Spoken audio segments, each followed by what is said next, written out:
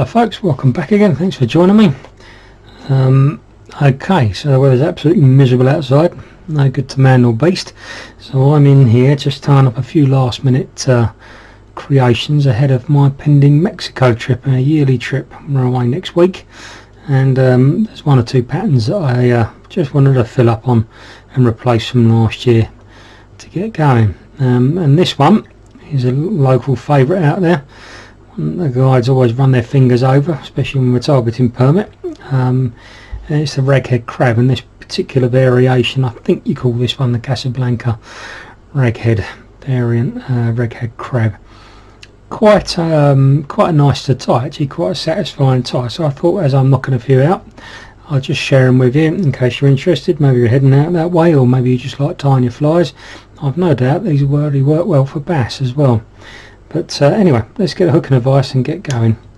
So the hooks for this, you need a very robust hook. I mean, salt water is always times 10, isn't it? You know, you're always putting so much more pressure on everything in salt water. And this hook here is a Gamakatsu, and this is the SL12S, or SL12 short, and a size 2. Very sharp hook, very strong hook, and very difficult to get hold of nowadays in any sort of quantity.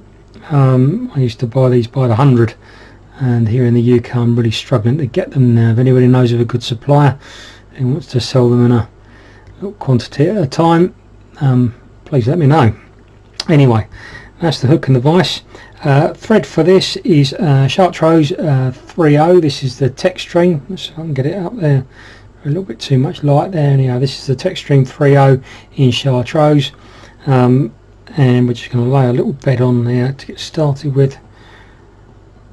Let's get this pattern going. Again, a robust thread, because saltwater fly, it goes for a lot more punishment. As always folks, if you like these videos, please click like, click subscribe, and I am trying to get more out more regularly. Plenty of trout patterns come in and more fishing videos coming. Okay, we're just going to work that all the way down, just round to the bend of the hook, and then back up again, just to form a bed to tie on. Really stops anything from slipping. There we are. Now it's worth tying these in a variation of weights, but this one's going to be a fairly heavy one, so I've got a 5mm lead dumbbell dyed yellow, and again it's a sort of a local favourite. They like the yellow eyes on these things, so I'm just going to bring that in, and just a figure of 8 wraps over the top, right up to the hook eye, and get it up nice and close. We're not tying anything in front of the hook. Plenty of wraps in there just to get it nice and secure. Don't want it to move about, but then we're going to finish all this with a bit of varnish anyhow, so by the time we're finished with all these materials, nothing's going to move. Okay, that's on there, that's bedded in there nice and tight. That's going nowhere, as you can see. And again, your variation of weight depending on where you're chucking these. Obviously the deeper the water and the quicker you want it to get down. If you're fishing ultra shallow water, you want a few of these with very light weight on them, so they make less splash and they take longer to get down to the bottom and make less disturbance. Permit are very wary fish. They're absolute headbangers if you ask me, but we try to do everything we can to give ourselves a fair chance. Okay, so for mouth parts for this now, we're using just a tan Marabou. Okay, we're coming in with a little bit of a tan Marabou, and we're going to just take a little pinch of that, and they're going to add that on there, and this is going to be the mouth parts of the crab. It adds a little bit of movement at the front, back of the hook as well. This fly doesn't have an awful lot of movement. It's got the plastic legs to it, but it doesn't have an awful lot of natural movement, and this just gives it some. So just trim them down, trim that down so it's nice and even, and then work that all the way back. There we go. Just like that. Let me just switch that off. No more disturbances. Okay. And just run down there again a second time there, so we've got the mouth parts at the back there, and again it's going to give it a nice little bit of movement. Nice, looks like a trout fly, doesn't it? And now we want to give the effect of claws on this, and then for that I'm going to use just a grizzle hen neck. Okay, I've got just a grizzle hen there, and I'm just going to select a couple of plumes and strip them back. I've already done them, ready to go. So I've got 2 plumes like that, all stripped back, ready to add on. Now these have got a natural bend and a natural curve in them, as you can see when I hold them against the camera there, and we want the curve to point outwards, okay, just to give the effect of claws pushing away from the back of the fly. So the first one's just going to hold up from the back of the fly there and just whip that in with the bend facing outwards. Good whips in there so it's nice and secure. Just move that so it's set, and the same on this side. So again, hold it up. I'm just going to get that bend. If they're pointing slightly downwards from this side, all the better, because this fly is actually going to be fished the other way up. It's going to sit the other way up. This is essentially the bottom of the fly we're tying here. So there we go.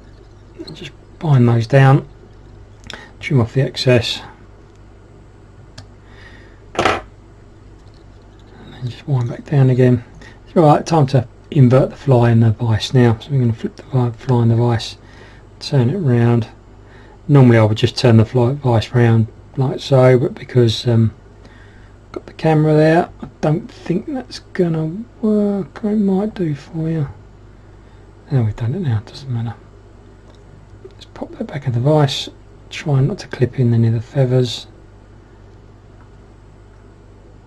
There we go, nice and tight. Okay, so I'm going to bring that back down, get that right down to the bend of the hook. And that's just as I've done there is another good point why we use this quite robust thread. You're quite likely when you're tying these flies to clip the point of the hook, and these hooks are razor sharp. They'll cut through normal thread without any problem at all. Using this slightly thicker stuff gives you a little bit more leeway. Right, the body, the main part of the body of this is made up from this stuff. It's got EP fibres, sculpting fibres, whatever you want to call them. They come under dozens of different names, very easy to find in loads and loads of different colours. And this particular one is tan, okay. And I've just selected a length of this. I pulled a length of this off the main body, okay, that's about 1/4 of the width of a pencil, and then I've cut this into inch strips, and you can see them, I've got them all laid out down here. These are 1/8 inch strips, and there's sort of 8 of these down here. And what I'm going to do is I'm going to start to form a body with these. So I'm just going to add these, just lay these against the hook, put a wrap over the top, just somewhere so I've slightly got them. It doesn't have to be bang on the middle because you're going to trim these, and then put another wrap in, so you've got this figure of 8 wrap that's come around. The first one is the most important one to get right, because the rest are going to butt up against it, going to lay up against it. So that first wrap is in there. Now I want to push that back best I can, get it right back in the hook, and then I'm just going to bind that up. I'm going to follow it in and just butt that right up so it holds it there like that. Lovely. That's taken that first wrap right into the hook. Now another one. This is just a series of these all the way up.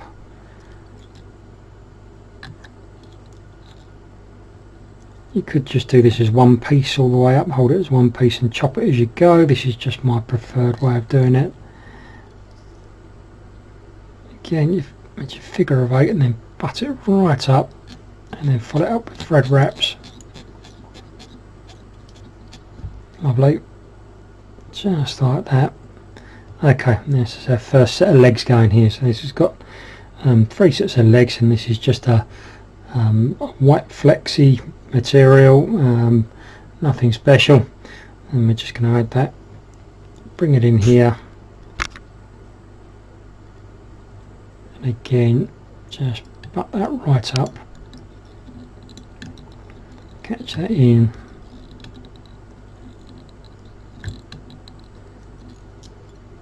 great, it's in there where we want it. And then the next one, another 2 of these,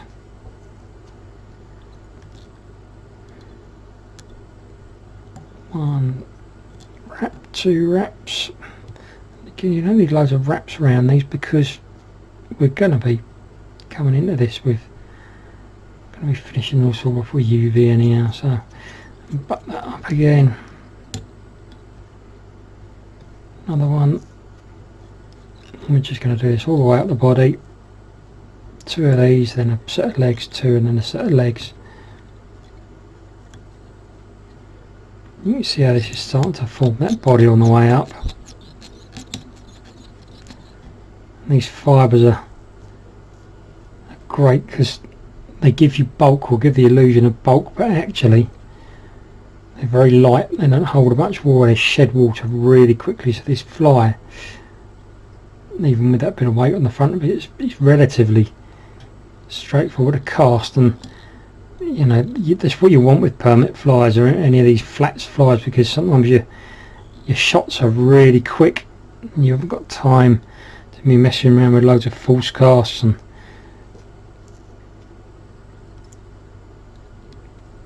drying flies off. You just want that fly to drop out of your hand and a roll cast and 2 false casts, and it's where it needs to be.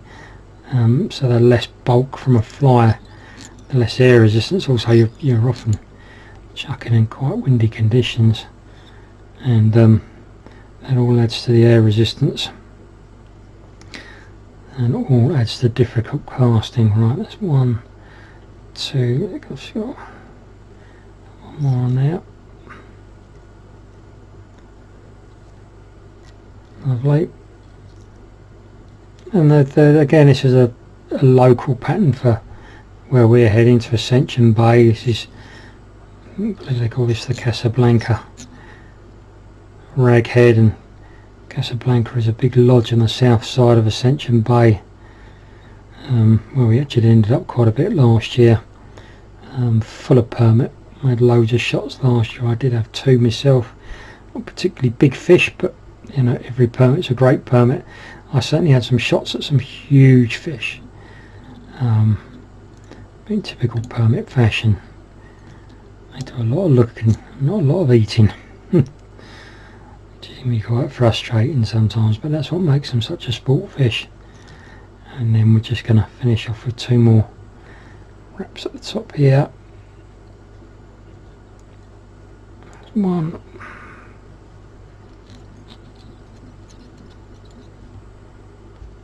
This is the last one.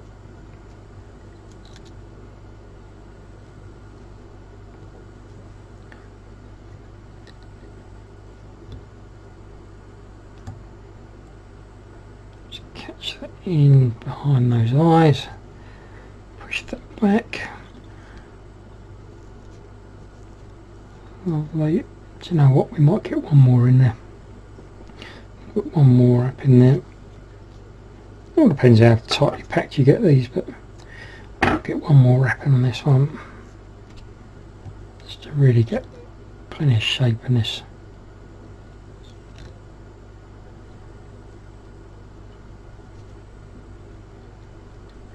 Brilliant. That's better. Hold that back and then just finish it off at the front there, and then bring that forward. And you could put a weed guard in here now. I'm not going to. I haven't found a need for weed guards in Ascension Bay yet for most of the place we're fishing, barring a few shots at some bonefish and some really shallow water over the top of some weed, but I've never really needed them. If you need one, if you needed weed guards, I can soon whip them on in the lodge. It won't take 2 minutes to put a weed guard on there. Right, that's that tied off. A second set of wraps in there just to... There we go. Right, that's all the tying side of it. Now we've just got to trim this down, okay, to make it look more crabby, and we need to take this out of the vise for this now. Take this out of here, get this out of the way. And you see that's how your rough fly looks now. Okay, so we want to actually make this crab shape now. So what I'm going to do is I'm going to pull the legs all around on one side, pull all this fibre out. So the fibre's all pulled out to one side.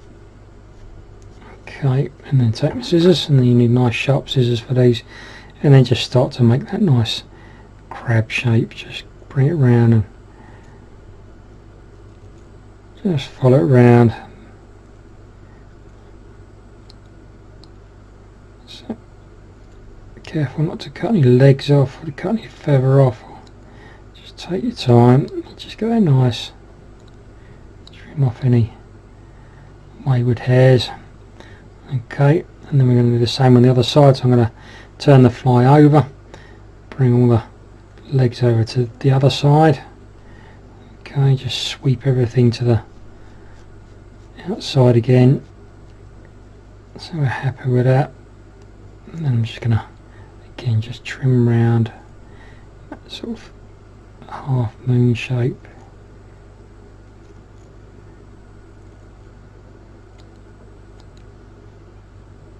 Lovely.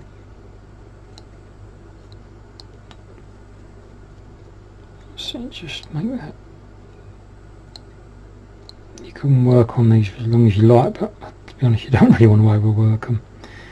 And then we have the shape, the sort of the crab shape there now, as you can see, looking good, starting to shape up. What we're just going to do is, while the legs are all underneath there, I'm just going to have a look at that and just trim some loose fibres over the top of this. I'm just going to come over and just trim some of these fibres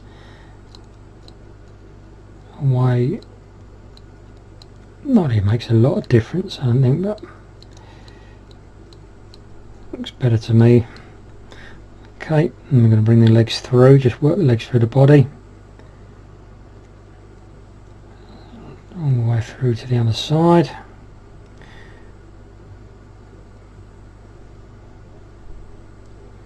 We're going to do the same on the top. Just going to hold that, have a look at it. Doesn't look too bad actually. I'm just going to run the scissors over the top of it just to tidy it up. Lovely. Now we just need to trim these legs off. They don't have to be equal, but just somewhere there or thereabouts is fine. So bring the legs halfway through the fibres, and then I'm going to trim these down. They don't have to be particularly long. Okay, and then roughly the same on the other side. Just evenly spaced. And there we go. Just going to trim them there. Looking good.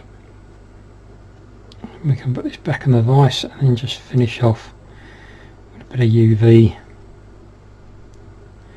just to really toughen the fly up. Again, this is the side that the fish are gonna see. It sits there nice and flat. Okay, let's get the vise back round again. Hook in there. And this just makes it a little bit more robust, as I say, you're going to be chucking this about a bit. But to be honest, if you manage to get one fish on one of these, you've had a result, because one fish, like a permit, one in a trip, is a result. They are little buggers at times. Here we go. That looks really good now. Okay, so I'm just going to come in and finish this with a bit of varnish. Those the Uphaven UV resin, and I've just taken a bottle of this and I've just put a little applicator on top of it, just to make it a little bit easier for me. I'm just going to come in and give that a nice little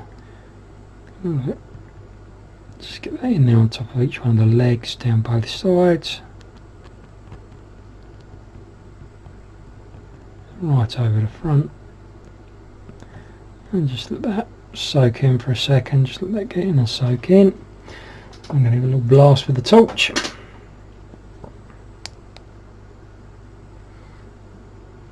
And I might come and give this a second coat, just with another coat of varnish over the top of it, just to really firm it up, but it won't really need it after this. So a good blast, and then the same on the underside. As you can see the underneath of the fly there, we're just going to run along that middle centre sort of vein of the fly. Again, just catching on the back sides of those legs. Nice little line up there. And then just work it around the eye of the hook over the top of the thread. Just let it soak in. And then give it a blast. There we go. It's your raghead crab, that's your Ascension bait permit fodder, and this has really been very popular this last few seasons. Lots of fish coming to these flies. You can vary them, you can turn, you know, I've got some in there tied up obviously with different sizes of eyes. I've got some tied up in white with the white EPs on them, fibres, some even darker than that. It's worth just having a handful of each in the box for every situation, but that there is in about 10 days time hopefully going to get chucked at the tail end permit, and hopefully going to come along and gobble it. I hope you enjoyed that, something a little bit different, but I'll be doing one or two of these sort of water time videos in the next week or so, simply because that's what I've got on the device at the moment. But if you like it, click like, click subscribe, any comments down in the comments box, and I'll see you soon. Thanks very much. Bye bye.